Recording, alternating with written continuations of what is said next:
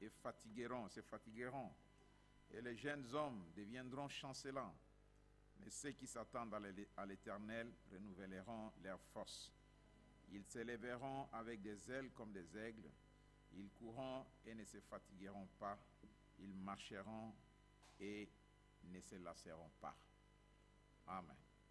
Vous pouvez vous asseoir, que Dieu bénisse sa parole. Juste pour quelque temps, je me sens déséquilibré. Quelques minutes seulement. Je voudrais juste introduire un peu une petite chose pour la prière. Nous avons entendu tous ces jours ici parlant des choix que nous avons à faire, le libre arbitre que Dieu nous a donné pour les choix. Et nous avons entendu beaucoup de choses pour dire que l'homme, il a tendance à se confier à lui-même pour son choix. Et pour notre prière de ce soir, si seulement nous pouvons demander à Dieu ceci, apprends-nous à attendre. Apprends-nous à attendre. Frère Abraham dit ceci dans un message, le message l'état présent de mon ministère. Je pense à un cantique, et c'est l'un des cantiques qu'il a beaucoup aimé chanter. Il dit, je pense à un cantique vraiment joli. J'aimerais pouvoir le chanter. J'ai toujours voulu chanter ces cantiques. Voyez-vous? Et ces cantiques, c'est ceux qui s'attendent à l'Éternel renouvelleront leurs forces. Ils s'élèveront avec des ailes comme des aigles. Ils courront, mais ne se fatigueront pas. Ils marcheront, mais ne se lasseront pas. Apprends-moi, Seigneur, à attendre. Apprends-moi, Seigneur, à attendre à genoux. Frère Abraham dit, j'aime cela. Apprends-moi à attendre à genoux. Et autant que tu trouves convenable, tu répondras à ma supplication. Apprends-moi à ne pas m'appuyer sur ce que font les autres, mais à simplement attendre en prière une réponse venant de toi. C'est cela. Voilà le serviteur fidèle qui attend le tour de son maître, sachant ceci, que les Écritures ne peuvent pas faillir, indépendamment de ce qui se passe. L'Écriture doit demeurer véridique. C'est généralement dans des moments comme celui-ci que Dieu intervient pour nous aider. Apprends-moi à attendre. Apprends-moi à ne pas faire comme les autres. Apprends-moi, quand les autres se fatiguent et ne veulent pas attendre, Seigneur, apprends-moi à attendre. Nous chantons, apprends-moi, Seigneur, à attendre à genoux jusqu'à ce que tu m'exauces, à me défier de ce que font les autres et attendre de toi une réponse en prière. Vous suivez, n'est-ce pas? Apprends-moi à attendre. Les disciples sont allés une fois devant Jésus, ils lui ont dit, Maître, apprends-nous à prier. Ils allaient quelque part, Jésus les amenait et ils voyaient comment Jésus allait en prière. Et Jésus recevait toujours la réponse à ce qu'ils demandaient. Alors les disciples voyant cela, ils se disent, mais Seigneur, apprends-nous aussi à prier. Montre-nous comment nous devons prier. Qu'est-ce qu'il faut que nous puissions dire dans nos prières? Jésus leur dit, voici comment vous devez prier. Commencez par notre Père qui est aux cieux. Que ton nom soit béni. Que ton nom soit sanctifié. Et que ton règne vienne. Que ta volonté soit faite sur la terre, au ciel comme sur la terre. Que ta volonté soit faite. Jésus leur a enseigné comment prier. Apprends-nous à apprendre, à attendre. Parce qu'il y a quelque chose qui se cache derrière cela, c'est que je renouvelle ma force. Quand je vais moi-même, peu importe. Vous savez, la vie, elle est compliquée. Elle est trop dure pour les chrétiens. La vie naturelle ici, elle est trop dure pour les chrétiens. Et le diable vient aussi, il met toutes ses actions pour que les chrétiens puissent se précipiter dans ce qu'il fait et manquer les bénédictions de Dieu. Mais nous chantons ces cantiques. Branham dit que c'est le meilleur. Il aime cela. Apprends-moi à attendre, Seigneur. À genoux jusqu'à ce que tu m'exauces. Frère, on prêche un message là où les pentecôtistes sont faillis. Il dit ceci, que ce sont les gens qui ont marché avec Dieu pendant un certain temps, mais lorsqu'ils ont senti quelque chose venir, ils ont senti comme s'il y a une bénédiction qui venait, alors ils se sont levés pour dire, voici, nous avons déjà la chose, alors que la chose était encore en route en train de venir. Et c'est ce qui se passe avec beaucoup d'entre nous. J'ai un projet, j'ai un désir, j'ai besoin de faire quelque chose, mais au lieu de m'attendre à Dieu jusqu'à ce que j'ai la réponse confirmée de Dieu lui-même, je sens seulement que peut-être que je pense que comme j'ai prié, Dieu a exaucé, alors je peux aller. Et cela fait que je vais mordre la poussière de l'échec. Cela fait que les pentecôtistes sont partis sans Dieu. Ils ont laissé Dieu de côté, pensant que Dieu était avec eux. Il vaut la peine que les chrétiens, nous puissions marcher avec Dieu. Parce que Branham dit, lorsque vous marchez sans Dieu, lorsque vous marchez sans Jésus, vous entrez dans les troubles. Lorsque vous avancez, peu importe ce que vous voulez faire, quand vous avancez sans Dieu, vous entrez sûrement dans les troubles. Les disciples, Jésus leur a dit, allez-y, traversez la mer. On a fini de prêcher, on a fini la campagne. Traversez, allez-y maintenant de l'autre côté. Moi, je vais suivre. Au lieu qu'eux puissent dire non, nous ne voulons pas aller sans toi, nous voulons aller avec toi, ils se sont précipités pour aller et ils ont laissé Jésus de côté. Et le diable, en regardant, il a dit, ok, comme ils sont seuls maintenant, sans leur maître, c'est le moment maintenant de pouvoir les noyer. Et Branham dit là que nous entrons dans les troubles lorsque nous allons sans Jésus. Lorsque nous ne nous attendons pas à Jésus, peu importe la moindre des choses que nous voulons faire dans notre vie, nous entrons dans les tourments. Nous entrons dans les troubles. Parce que nous-mêmes, nous ne pouvons rien. Apprends-moi, Seigneur, à attendre, à genoux, jusqu'à ce que tu m'exauces, et à me défier de ce que font les autres, et attendre de toi une réponse en prière. Que je puisse attendre de toi une réponse en prière. Que ça ne soit pas parce que celui-ci a dit cela ou l'autre là a dit cela, mais toi-même que tu convaincs mon âme que voici comment la chose va se passer. Parce que vous savez, Dieu, il répond toujours. Abraham dit ceci que, je crois qu'il y a quelqu'un qui est venu à William Branham ou qui disait seulement que les anges aujourd'hui n'existent plus. Ils n'apparaissent plus aux gens. Branham dit c'est la condition de l'homme qui fait que les anges ne lui apparaissent pas. C'est la condition. C'est qu'on est trop occupé à faire d'autres choses que de nous attendre à Dieu. Ce qui fait que je suis préoccupé à ça, je suis à ça, je suis à ça, je suis à ça. Je suis entouré de beaucoup d'autres idées et je ne peux pas entendre l'idée de Dieu. Mais les anges sont toujours là. Et Dieu est toujours là. Ceux qui s'attendent au Seigneur renouvellent leur force. Ils prendront l'envol comme des aigles. Ils courront sans se fatiguer.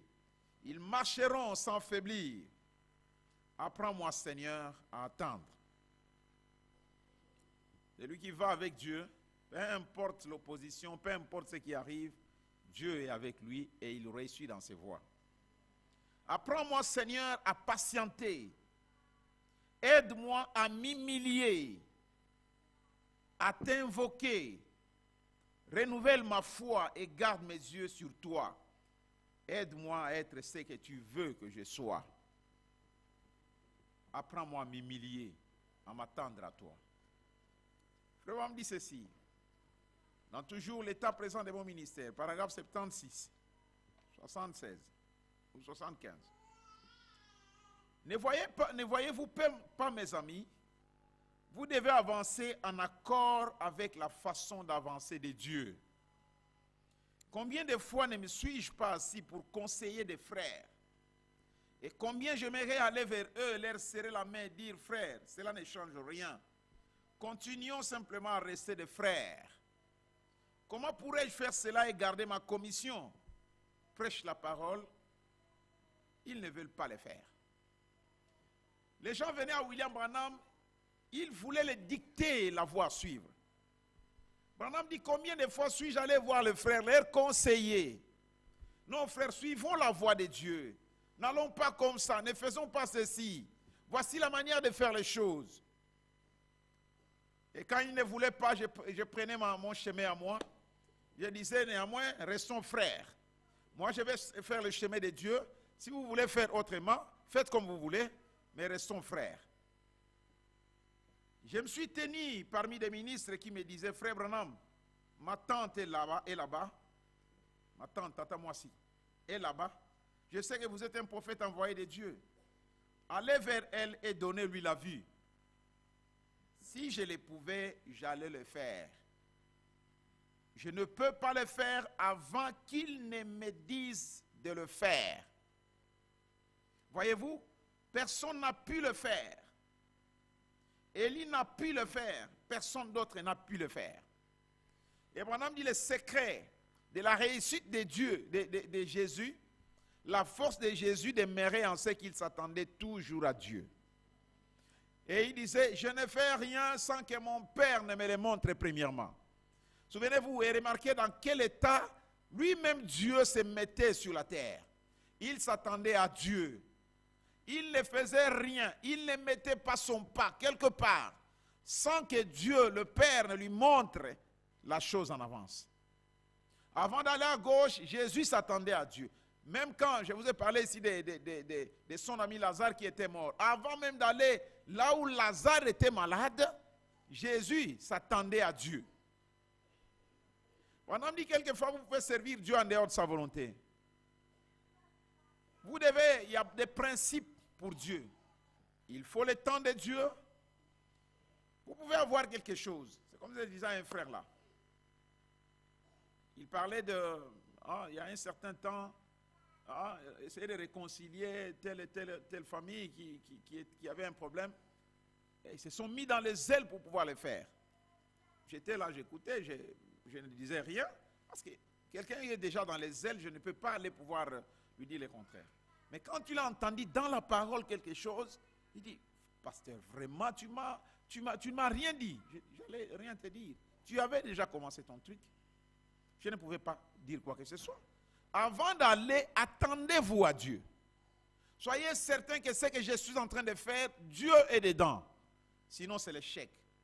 Et la fin, c'est que c'était un échec, effectivement. Maintenant, je me suis tenu parmi les ministres qui me disaient, frère Branham, ma tante est là-bas. Je sais que vous êtes un prophète envoyé de Dieu. Allez vers elle et donnez-lui la vie.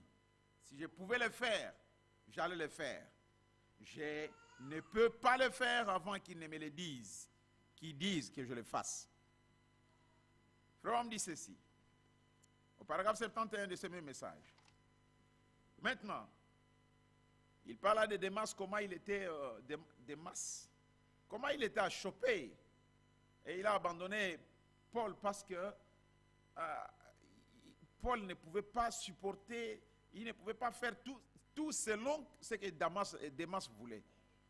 Il a fui un simple faiseur de bilanga. Il se disait, mais comment un homme qui a aveuglé quelqu'un comme ça, et il va fuir ces messieurs ici? Ce n'est pas possible. Madame dit ceci, il n'a pas frappé cet homme de cécité parce qu'il le voulait. Quand il est allé, il a dit à cet homme-là, désormais tu seras aveugle. Ce n'est pas que Paul l'a voulu ainsi. Branham va même très loin. Que même Élie, lorsqu'il est allé sur la montagne, avant de déclarer à Akab et dire que nous puissions aller au mont Carmel, c'est Dieu qui lui a dit de le dire. Il ne pouvait pas s'hasarder lui-même d'aller dire que voici, allons-y là-bas, parce qu'il échouerait. Et il dit, c'est Dieu lui-même qui lui a même donné l'ordre de pouvoir faire tuer les 400 prophètes de Baal. C'est toujours Dieu. Quand il a dit, quand les autres ont dit, c'est l'Éternel qui est Dieu, Dieu lui a dit, alors, allez, que tous ces gens-là meurent. Alors il a dit, tuez-les. Il ne pouvait pas donner un ordre sans que Dieu le lui dise avant. Et Paul aussi, lorsqu'il a frappé cet homme-là de cécité, ce n'est pas que Paul l'a voulu, mais c'est poussé par Dieu lui-même que Paul l'a fait. Il a frappé cet homme de cécité parce qu'il voulait. Jésus n'a-t-il pas dit, je ne fais rien avant que le Père ne me le montre d'abord? Et est-ce que je ne vous ai pas dit, il y a des années, lorsque ma propre mère, étant alitée, est en train de mourir, m'a dit, Bill, quand serait-il de moi? Je ne pouvais rien dire avant que Dieu ne me le dise d'abord. Maman, ça c'est sa propre mère. C'est comme le médecin, quand son enfant est malade, quand sa femme, quand un membre de la famille est malade, il a besoin de donner plus de médicaments, faire tout ce qu'il peut pour la guérison de cet homme-là. C'est pourquoi on dit même, non, hein, le médecin, si ton propre enfant ou un membre de la famille est malade, ne soigne pas toi-même. Parce que tu vas faire l'excès jusqu'à tuer quelqu'un. Et mon homme, il pouvait bien faire tout ce qu'il pouvait faire. Parce que c'est sa propre mère qui était malade. Mais il dit, je ne pouvais rien faire. Quand maman m'a demandé, quand serait-il de moi, William Branham, mon fils? Il a dit, je ne peux rien dire avant que Dieu ne me le dise lui-même. Je ne fais rien avant que le Père ne me le montre. Et c'est ce que je vous ai dit. Il y a des années, lorsque ma propre mère, étant alitée, est en train de mourir, m'a dit, Billy, quand serait-il de moi? Je ne pouvais rien dire avant que Dieu ne me le dise d'abord. Et c'est juste ce qui s'est passé. L'homme ne peut pas. L'homme est un raté pour commencer. Il est seulement un instrument par lequel Dieu travaille. Et Dieu accomplit sa propre volonté. C'est un raté. Je suis un raté pour commencer. Quand je fais quelque chose par moi-même, je suis un raté. Et ce que je ferai va rater. Tu peux aller en avant aujourd'hui, tu fais quelque chose. Et tu trouves que ça réussit. Et tu te dis, comme je l'ai fait, ça réussit. Je vais continuer à le faire.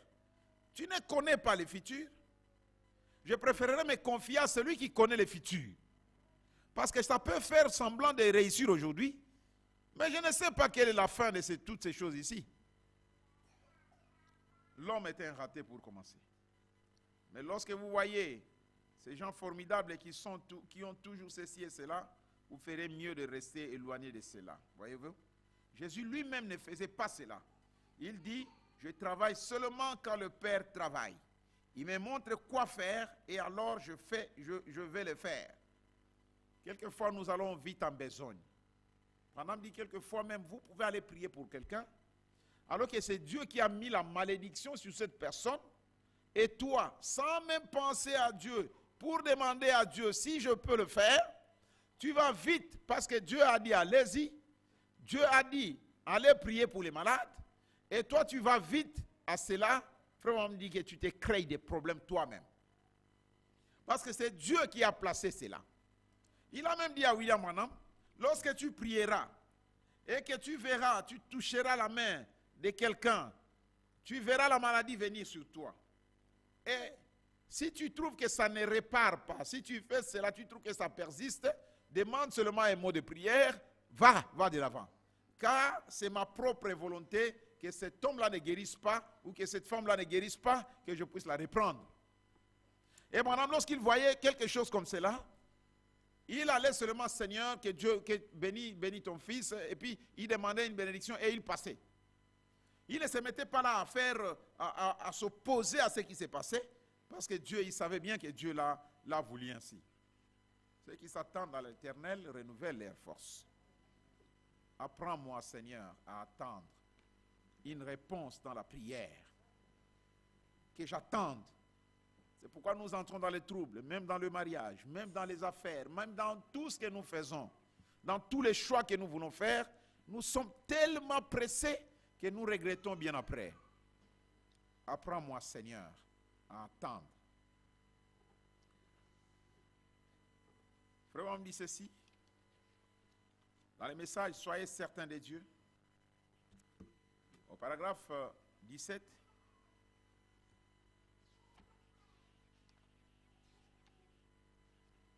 notre pays est arrivé au point où, même chez les gens les plus spirituels que nous ayons, lorsqu'on s'adresse à ces hommes et ces femmes spirituels, on peut constater qu'il y a dans les cœurs un manque. Quand on s'adresse à des chrétiens, quand on s'adresse à des hommes, quand on s'adresse à ceux qui sont spirituels même, on trouve qu'il y a dans les cœurs des gens un manque. Et quel est ce manque-là? C'est le manque de s'attendre à Dieu. On va si vite et on se fatigue avant. On ne s'attend pas à Dieu. Quelques minutes de prière pour quelque chose et on va vite. On ne peut pas prendre un mois de prière, jour pour une situation. Je vais faire quelque chose. Frère, tu as prié avant de faire ça? Oui, pasteur, j'ai prié. Tu as prié parce que tu as pris un temps là, tu es resté peut-être dans la chambre ou peut-être dans la réunion de prière ou peut-être tu t'es réveillé ou quelque chose. Tu as prié, Seigneur, voici, je vais aller ceci, je vais faire cela, aide-moi Père, Seigneur. Et tu penses que c'est ça? Apprends-moi, Seigneur, à attendre à genoux dans la prière jusqu'à ce que j'aie une réponse de toi. Rien ne dit que comme tu l'as dit, Dieu t'a autorisé. Apprends-moi à attendre. Et Dieu, quand tu les demandes d'attendre, de recevoir la patience, frère, on dit que Dieu a sa manière de faire les choses. Même pour nous donner la patience, il a sa manière de faire. Il a une formation à nous donner. Comment il a fait avec Abraham? Pour faire de lui un père de nations. Pour faire de lui un homme patient. Il lui a fait attendre la promesse pendant 25 ans. Tout cela n'était qu'une formation de la patience. Et Dieu aussi, il peut bien faire cela. Nous donner une formation de la patience. Nous donner une formation de la tempérance. Nous donner une formation de toutes les vertus dont il a besoin que nous puissions avoir. Mais la seule chose, Seigneur, apprends-moi à attendre dans la prière. Et Dieu donne la réponse. Et vous verrez que quand Dieu donne la réponse, tout le chemin est ouvert. Peu importe les barrières que vous allez trouver sur la route, Dieu sera toujours là pour combattre pour toi. Parce que c'est lui qui a fait que toi tu puisses aller de l'avant. Mais quand tu vas vite, c'est toi qui vas vite. Et tu ne verras pas Dieu devant toi. Apprends-moi à attendre, Seigneur. Notre pays est arrivé au point où même chez les gens les plus spirituels, lorsqu'on s'adresse à ces hommes et ces femmes spirituelles, on peut constater qu'il y a un manque dans les cœurs. Un manque. Quelque chose manque. On fait tout soi-même. Et on meurt la poussière de l'échec. Apprends-moi jusqu'à ce que tu m'exauces. Apprends-moi à me fier, à ne pas me fier à ce que disent les autres. Apprends-moi à ne pas me fier aux expériences des autres. Non frère, fais ça, allez-y comme ça, tu vois. Hein? Si tu fais ça, ça fait comme ça. Mais est-ce que je m'attends à Dieu?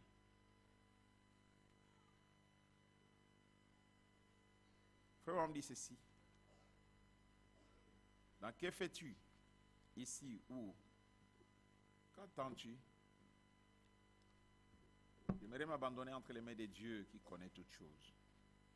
Parce que souvenez-vous, quand vous êtes avec lui, rien ne vous fera du mal. Rien ne vous fera du tort. La Bible dit, recommande ton sort à l'Éternel et il prendra soin de toi. Moi, je ne connais pas le futur.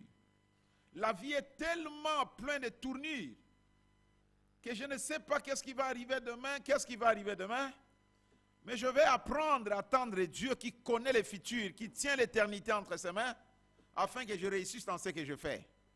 Parce que quand je marche avec Dieu, peu importe ce qui arrive, il est là pour prendre soin de moi. Il a dit qu'il ne me laissera jamais orphelin. Il est là pour m'observer tout le temps. Il y avait une jeune fille, une monitrice d'école de dimanche. Elle est allée dans l'école de dimanche, où, à la réunion de prière, ils étaient tellement dans la prière que le temps est même passé. Mais ils attendaient la prière, ils attendaient que Dieu réponde à leur prière, ils attendaient que Dieu exauce leur prière. Et Branham dit qu'ils ont senti la grâce de Dieu au milieu d'eux. Ils ont chanté des cantiques au point que cela a dépassé le temps même où ils devraient sortir, parce qu'ils sentaient la présence de Dieu au milieu d'eux. Ils étaient tellement dans la présence de Dieu, Dieu les a visités dans leur prière, que maintenant le temps même de partir à la maison était passé, et c'était pendant l'hiver. Le prophète dit, la fille est sortie, c'était la nuit, il faisait froid, et les gens étaient partis. En général, en ce moment-là, il y avait des gens dehors. Mais ce jour-là, il y avait la neige, il y avait une forte pluie, une forte neige, des fortes neiges qui sont tombées, et il n'y avait pas de gens sur la route. Et la fille commençait à marcher elle-même. Et elle avance en chantant, non, jamais tout seul. Jésus est toujours avec moi. Avec cette onction qu'elle a eue dans la prière, elle avançait. Et au loin là-bas, il remarque qu'il y avait un gaillard qui venait. Quelque part, Abraham dit qu'avec une arme à main même. Un gaillard qui avançait là-bas. Et la fille a commencé comme si elle voulait avoir peur. Au début, elle a dit non, jamais tout seul. Mais quand elle a vu cette action-là, elle dit, mais apparemment, il y a quelque chose qui arrive. Elle a commencé comme à avoir peur. Branham dit ceci, dans que fais-tu ici? Ou que attends-tu? Au paragraphe 7, il dit ceci. Il n'avait pas moyen de s'échapper. Voyez-vous? L'idée d'avoir peur ne lui avait jamais arrivé. Et elle s'est simplement mise à chanter ce vieux cantique. Non, jamais tout seul. Alors qu'elle traversait la ville, il semblait que personne ne la dérangeait. Mais tout d'un coup, cette grande peur est revenue.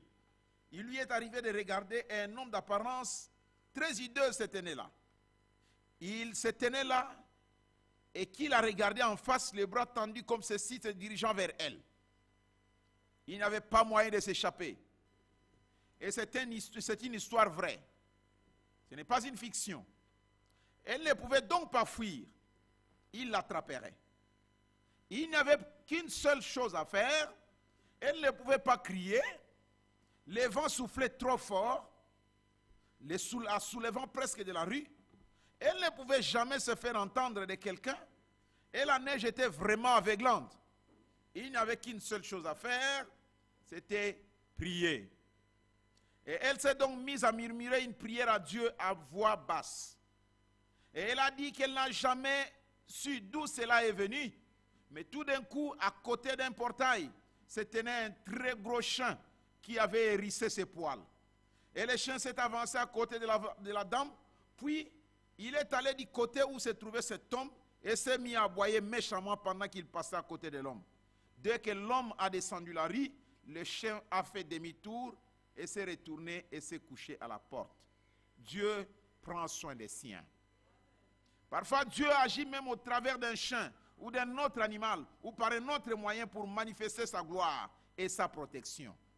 Je suis heureux de savoir qu'il pardonne mes péchés et j'ai l'assurance que mes péchés sont sous le sang quand je le lui ai confessé, je lui confesse chaque jour. Voilà ce que Dieu fait. Vous pouvez distraire les mamans ici. Voilà ce que Dieu fait. Confiez-vous en l'Éternel et vous réussirez.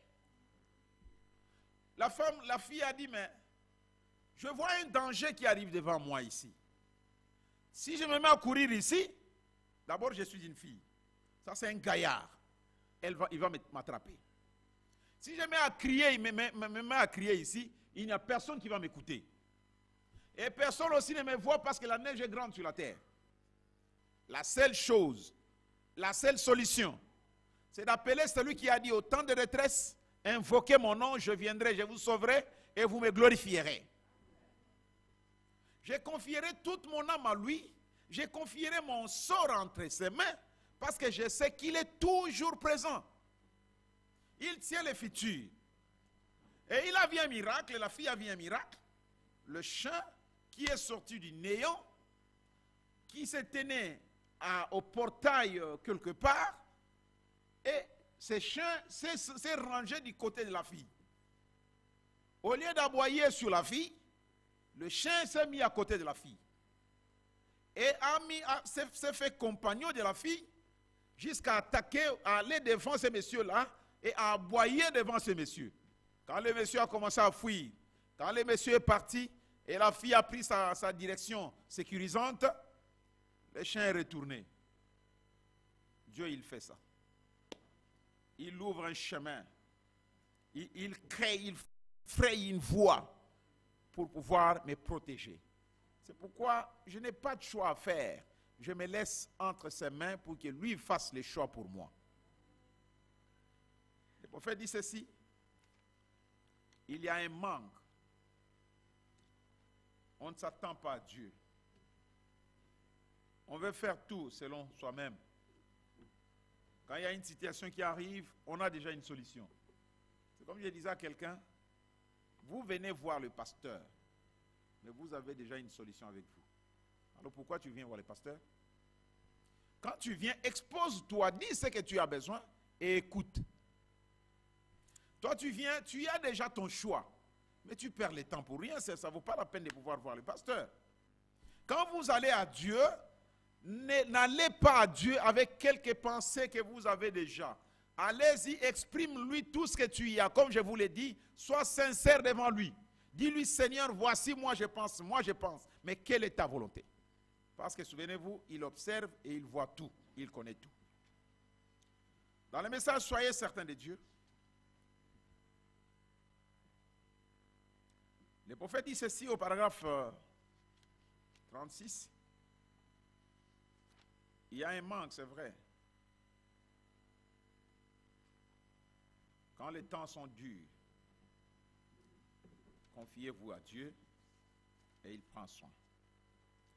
Le prophète parle ici de la reine ou de la veuve de Sarepta, qui est aussi arrivée au moment difficile, à un moment où les gens disaient que Élie, le prophète, c'était un homme qui était contre son propre pays, qui maudissait son pays. Mon homme dit qu'il ne pouvait pas le faire sans que Dieu le lui dise. C'était son pays, il aimait bien son pays, mais Dieu lui a dit, va dire ceci à ton pays. Il n'y aura pas de pluie, il n'y aura pas ceci, il y aura des troubles, les enfants vont mourir. Et cette reine, cette veuve de Sarepta aussi, elle avait perdu son mari. Il y avait un garçon qu'elle devait élever. Et le temps était difficile. Au point qu'elle est restée avec juste une petite chose à manger. Mais, devant cette situation, elle a prié toute la nuit. Parce qu'elle savait que quand je vais préparer un petit gâteau pour mon fils aujourd'hui, et fini demain matin, c'est la mort qui arrive. Elle a prié pour que Dieu exauce. Elle a prié pour que Dieu vienne en solution. Toute la nuit, elle a prié, mais apparemment, il n'y avait pas de solution. Souvenez-vous, quand le ciel semble être noir, cela ne signifie pas qu'il n'y a pas le soleil quelque part. Madame dit ceci. Paragraphe 36. Et l'huile. De l'huile, il n'en restait plus qu'une bonne cuillerée dans le petit récipient. Cette quantité d'huile et de farine était tout ce qui l'a séparé de la mort. Ces prières ont dû devenir vraiment sincères. Si pareille chose s'abat sur votre foyer, il y aurait un peu plus de sincérité qu'il y en a parmi nous ce soir ou ce matin. Quand la chose devient dure, quand c'est la mort qui est là, Quand la mort toque à la porte, c'est le moment de devenir sincère. Et c'est le moment où l'homme s'agite. Quand toute sa pensée est finie, l'hôpital, ça je ne peux pas, ça je ne peux pas. C'est le moment où l'agitation devient de plus en plus grande. C'est le moment aussi où Dieu dit, soyez calme, tenez-vous tranquille.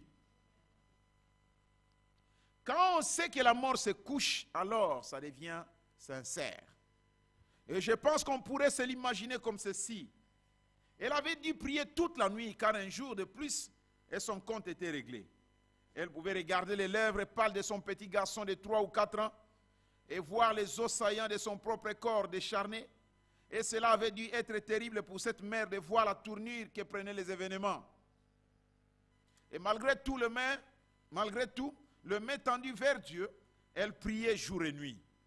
C'est là où Branham dit, il y a un manque quelque part. Malgré toutes ces conditions dans lesquelles se trouvait cette fille, elle avait toujours les mains tendues vers Dieu. Elle s'attendait toujours à Dieu, toute la nuit. À présent, elle disait, il ne nous reste plus qu'une poignée de farine et une cuillerée d'huile. Vous savez, c'est une chose étrange. Que Dieu permette que ceci pénètre chacun de vous. Disiez-vous ne jamais plus m'entendre prêcher? Que ceci soit un message. Il est étrange, de plus étrange, que parfois Dieu fasse des choses de cette façon-là. Que tu as prié, la réponse ne vient pas. Apprends-moi, Seigneur, à attendre, à genoux, dans la prière, jusqu'à ce que j'aie une réponse de ta part. Mon homme dit, d'ici vous ne plus m'écouter, mais que vous compreniez qu'il est étrange, de beaucoup plus étrange que Dieu fasse des choses comme ça. Vous savez, après avoir confessé nos péchés et satisfait à chacune des exigences de Dieu, nous avons cru en Dieu. Il y a des conditions à remplir et c'est selon sa volonté. Et nous avons confessé nos péchés. Et nous avons redressé tous nos torts. Tout ce que nous pouvions faire, nous l'avons fait. Chacune des exigences de Dieu que Dieu a indiquées, nous y avons satisfait. Et il reste malgré tout silencieux. Il refuse simplement de nous répondre. Alors là, tu vas vite. Vite. Tu veux faire ce que tu veux. Je suis sûr que je parle ce matin à certaines personnes qui sont en train de passer par là. Je suis passé moi-même bien des fois dans cela. J'examinais. Alors ma vie passée retourna chaque pierre. Quand j'ai découvert disant, Seigneur Dieu, je me mettrai en règle. On a dit, quand quelque chose vous arrive, tu as prié, la réponse ne vient pas, tu ne sais pas comprendre le pourquoi. Regarde d'abord ta propre vie. Il se pourrait que tu as commis des erreurs, alors Dieu a fermé ses oreilles, il ne veut pas t'écouter. A bouché ses oreilles, il ne veut pas t'écouter, jusqu'à ce que tu te repentes. Ou alors, c'est seulement une épreuve qui arrive, une formation que Dieu veut te donner, pour que tu sois patient, que tu saches attendre Dieu dans la prière. Parce que Branham dit, les Juifs pensaient que Jésus était un garçon de course, mais il n'en était pas un. Il était Dieu lui-même. Quand il pouvait dire, fais ceci, alors nous te croirons. Fais ceci, fais cela, il ne pouvait pas obéir à leurs commandements. Il faisait ce que le Père lui montrait à faire. Maintenant, Seigneur, je suis sûr que je parle ce matin à certaines personnes qui sont en train de passer par là. J'y suis moi-même passé bien de fois. J'examinais alors ma vie, passé, retournant chaque pierre. Et si j'avais fait quelque chose de mal, je le confessais, disant, Seigneur Dieu, je me mettrai en règle. Et je le faisais. Puis je revenais disant, maintenant Seigneur, tu es Dieu, tu me répondras. Je bel et bien satisfait à tout ce que tu avais exigé de moi. Et chaque condition, je l'ai remplie. Et il refuse toujours de bouger. Voyez-vous? Il semble rester silencieux. C'est là où vous devez être sûr qu'il est Dieu. Vous suivez? Tu as prié, tu as demandé. C'est là où vous devez être sûr qu'il est Dieu. Ne soyez pas découragés. Tout ce qu'il faut, c'est que dans votre cœur, vous soyez certains de Dieu. Puis ceci pénétrer profondément en vous, Branham Tabernacle et Siloé Tabernacle. Et y demeurer à jamais. Si vous avez rempli les conditions requises par Dieu et que dans votre cœur vous croyez qu'il existe, alors Dieu ne fait qu'éprouver votre foi. Car il aime faire cela. Si vous avez confessé vos péchés, satisfait à chacune des exigences de Dieu, et qu'il reste malgré tout silencieux, souvenez-vous, la foi déclare qu'il existe. Alors la foi, si cramponne, elle ne fait pas de quoi, elle ne sait pas de quoi il s'agit, mais elle sait qu'il existe, et elle est certaine qu'il existe. Nous marchons dans la lumière. Nous marchons dans la parole. La foi, nous marchons par la foi. Et la foi, ce n'est pas voir clairement ce qui se passe devant. Non, je connais, ça sera comme ça. Ça, Dieu nous l'a caché. Soyez certains que Dieu nous a caché le futur. Mais ce que nous faisons, nous marchons dans la lumière. Comme nous chantons, nous marchons dans la lumière. Nous marchons dans la lumière. Et la lumière, c'est la parole de Dieu. Dieu a placé des limites. Et Dieu nous fait marcher dans la parole de Dieu. Nous regardons dans la limite de la parole et nous voyons ce que Dieu dit que nous puissions faire. Un homme dit qu'il est allé quelque part. Il a rencontré un monsieur. Je vais terminer, je suis très faible dans un peu de vertige là. Il a rencontré un monsieur, presque un athée, qui ne croyait pas. Il est venu à Branham, il lui a dit, je ne crois pas. Même si tu fais n'importe quel miracle, je ne crois pas. Branham dit, oui d'accord, parce que ne crois que ceux qui sont des croyants. Je comprends que tu ne peux pas croire. Et ils ont commencé à parler à William Branham. Avec lui, Branham demande, mais tu es d'où? Il dit, non, moi je suis de Kentucky. Ah bon? Tu es de Kentucky? Mais comment fais-tu pour rentrer là où tu habites? Il lui a demandé d'abord la pomme que tu es en train de faire ici. Hein? Combien de temps depuis quand est-ce que tu as planté ça? Il dit, non, ça fait beaucoup, c'est pour moi 45 ans ou quelque chose depuis que j'ai planté. Tu habites où? J'habite de l'autre côté, mais comment tu fais pour arriver là-bas? Écoutez ce que Branham dit ici. Dans le message, l'âge de l'église d'Éphèse, paragraphe 177. Une fois que je tenais une réunion là dans les Kentucky, un vieil homme vint me dire, je ne crois pas dans cette guérison. Je lui ai dit, eh bien c'est très bien, vous êtes un Américain. Il me dit, je ne crois rien, à moins que je le voie. Eh bien, c'est très bien, lui répondis-je. Maintenant, il dit, je n'ai rien contre vous, je ne crois pas ce que vous dites. Ce n'est pas toi, Branham, que je ne suis pas contre toi, mais je ne crois simplement pas ce que tu dis. Parce que moi, je ne peux pas croire ce que je ne vois pas. Mais nous croyons ce que nous ne voyons pas. Je crois Dieu que je ne vois pas.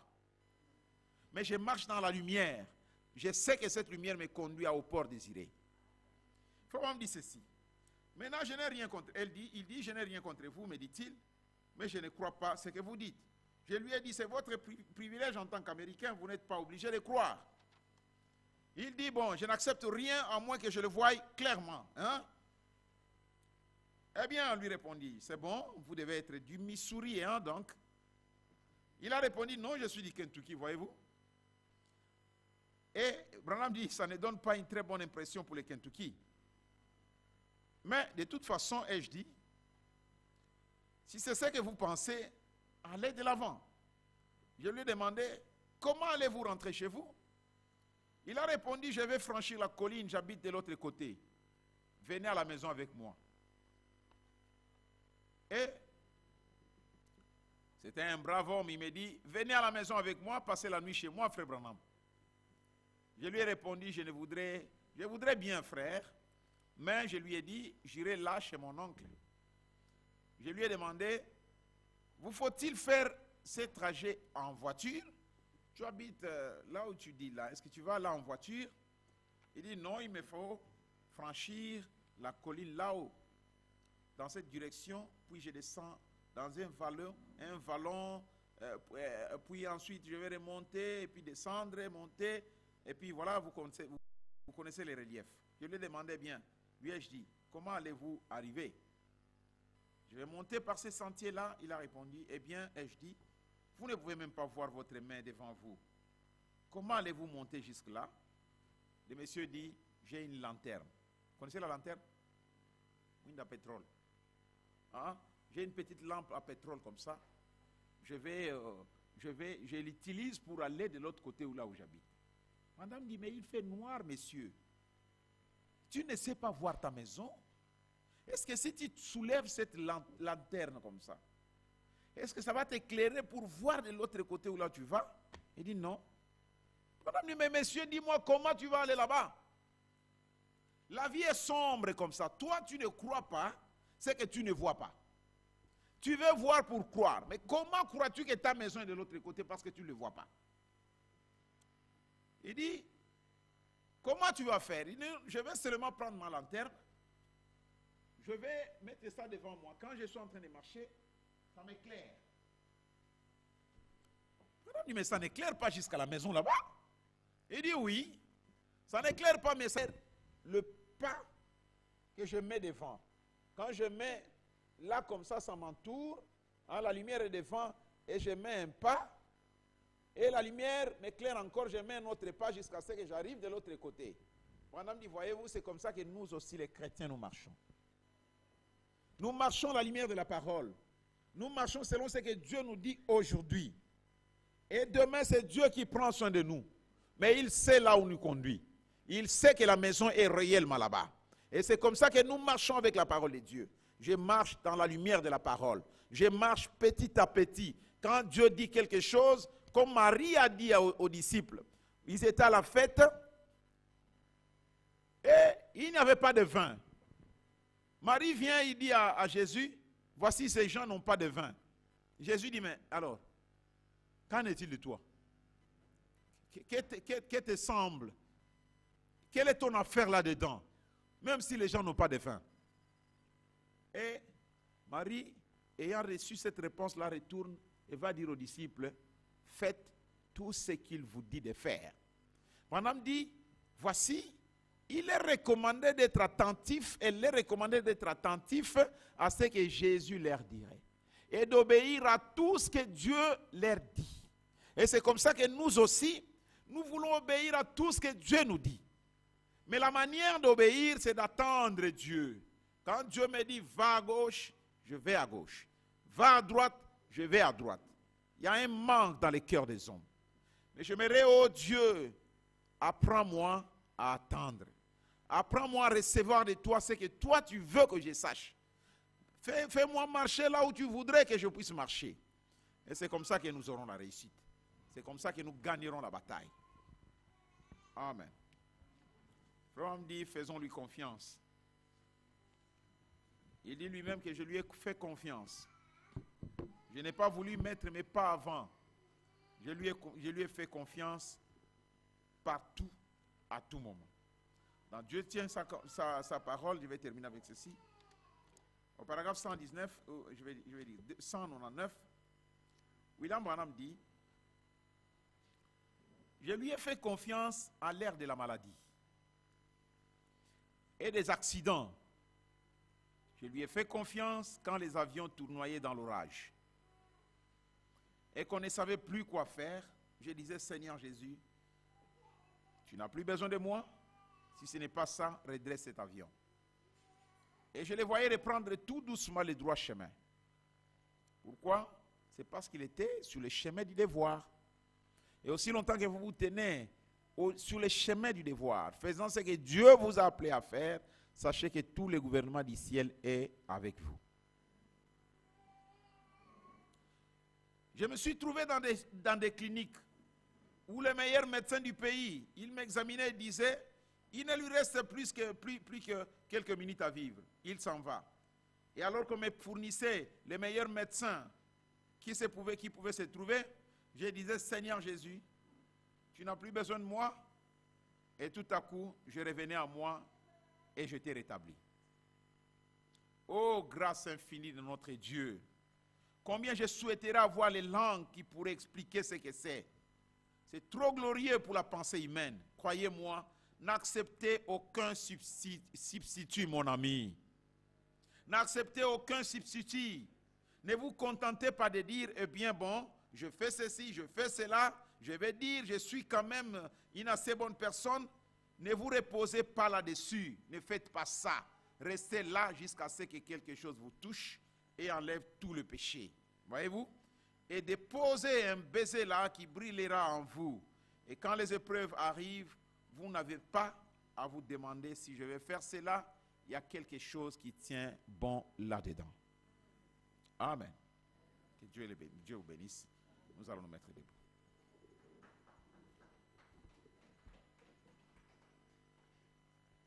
Apprends-moi, Seigneur, à attendre. Apprends-moi à attendre à genoux dans la prière. Quand les hommes chancellent, quand les hommes vont vite dans ce qu'ils font, apprends-moi, Seigneur, à attendre. À attendre à genoux jusqu'à ce que tu m'exauces.